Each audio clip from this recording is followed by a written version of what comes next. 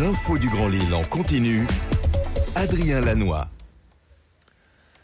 Bonjour à toutes et à tous, ravi de vous retrouver pour une nouvelle édition du journal de la rédaction ce matin, lundi 21 novembre, 7h30 en direct, en continu. L'info, c'est d'abord la météo, ça reste très mitigé. Aujourd'hui dans la région, encore pas mal d'averses et de grisailles annoncées toute la journée. Une nouvelle perturbation atlantique va nous amener ce temps nuageux pluvieux en ce début de semaine. Le vent va tout de même nettement faiblir. On a eu jusqu'à 100 km/h en rafale hier matin à Lille et quelques dégâts matériels par endroit. Exemple à Marc-en-Barœul, la toiture du lycée Kernanek s'est envolée. Par sécurité, l'établissement restera fermé. Ce lundi, les pompiers sont intervenus à de nombreuses reprises hier dans l'agglomération. Quelques arbres ont été déracinés, quelques tuiles envolées, mais dans l'ensemble, rien de grave ni de comparable à ce qu'a vécu la Côte d'Opale.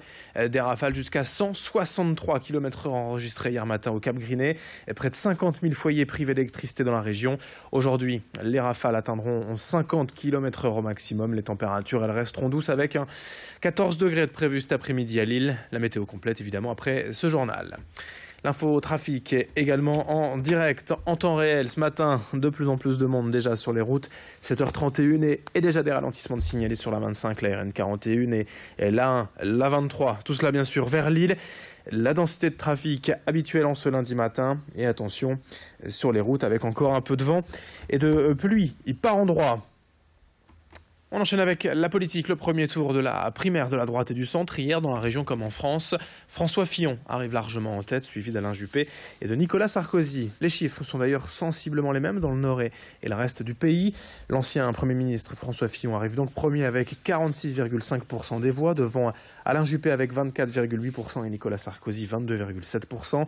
Ici aussi, la participation a été forte, plus de 116 000 votants dans le Nord. Hier, sur ces images, nous étions chez les jeunes républicains à Lille pour suivre les résultats. Sur place, beaucoup de soutien à Nicolas Sarkozy, forcément déçu. Mais dans l'ensemble, l'ambiance était quand même bonne enfant et heureuse. On va d'ailleurs écouter ses adversaires d'un soir. Les soutiens des divers candidats hier au micro d'Alexis Tessier. Franchement, c'est une explosion de joie. On s'attendait franchement à être au second tour. Tous les indicateurs étaient au vert, mais... Oui, un tel scrutin, un tel résultat, c'était inattendu, 55%. Incroyable. Déçu un peu. Après, je vais dire, les sondages depuis 3 mois nous annoncent à 1-2%. Voilà, les sondages, pour une fois, ne se sont pas trompés. Voilà, c'est déçu, oui, un peu. J'espérais quand même faire un peu plus. Maintenant, je reste en soutien de Jean-François et on sera prêt pour les prochaines échéances. Oui, véritable surprise en faveur de François Fillon. Et c'est un raz-de-marée François Fillon que nous avons eu aujourd'hui. Véritable surprise, les sondeurs, les médias, les politiques eux-mêmes ne l'avaient pas perçu. Et aujourd'hui, les Français ont fait le choix de voter en masse François Fillon lors de cette primaire. Et cela nous donne l'occasion de vous poser la question du jour direct matin Grand Lille TV. Selon vous, les primaires à droite comme à gauche sont-elles devenues un passage incontournable de l'élection présidentielle? Vos réponses sur grandlille.tv ou nos applications mobiles.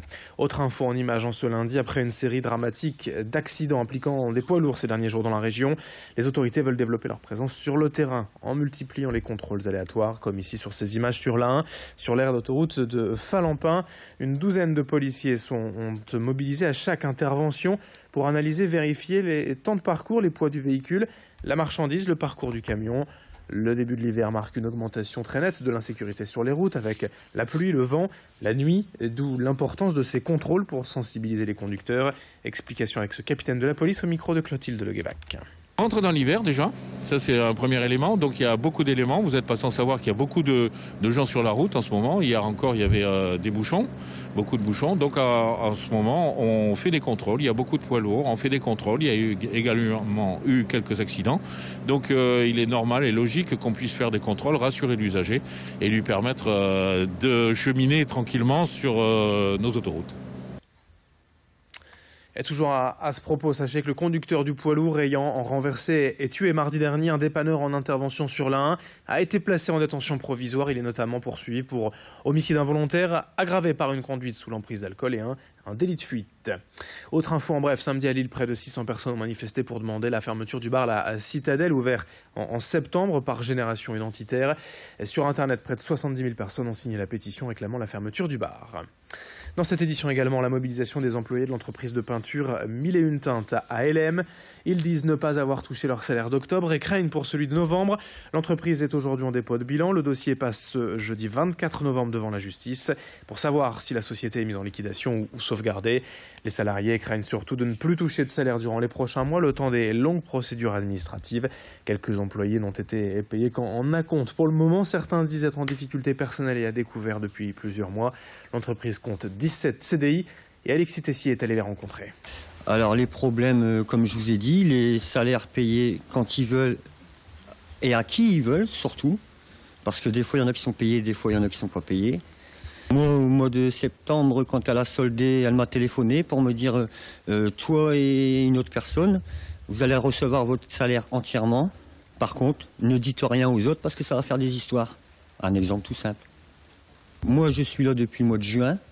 Fin juin, j'ai eu un salaire normal puisqu'avec 10 jours. Et tout le reste, ça a été payé comme elle voulait. Il y en a qui sont là depuis un peu plus longtemps et c'est la même chose. Et puis dans un tout autre registre, pour terminer ce journal, ces images du nouveau bar à chiens de Lille, le WAF, vient d'ouvrir rue de la Barre. Le concept, c'est donc de venir prendre un verre tout en profitant de la compagnie de plusieurs chiens. Zazou, Mao, Kiki, Iwok, Pim ou Nanou, ils sont 8 en tout à fait disposés aux câlins et aux caresses. Des chiens récupérés en refuge, souvent abandonnés par leur maître. 3 sont d'ailleurs à adopter.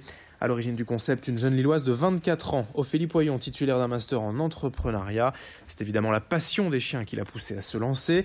Le coût d'une heure au WAF est de 6 € avec thé, sirop ou café illimité. Explication complémentaire au micro d'Alexis Tessier. Alors le WAF, en fait, c'est une idée qui est venue devant 2 constats. Le premier constat, c'est que la plupart des Français, ils adorent les chiens. Mais on est assez peu à en avoir un chez nous parce que Médor, il a beau être super chouette. Mais bon, il faut être très présent parce que si on travaille 12 heures par jour, on ne peut pas s'en occuper. Il faut avoir de la place parce qu'un petit appart, il est malheureux.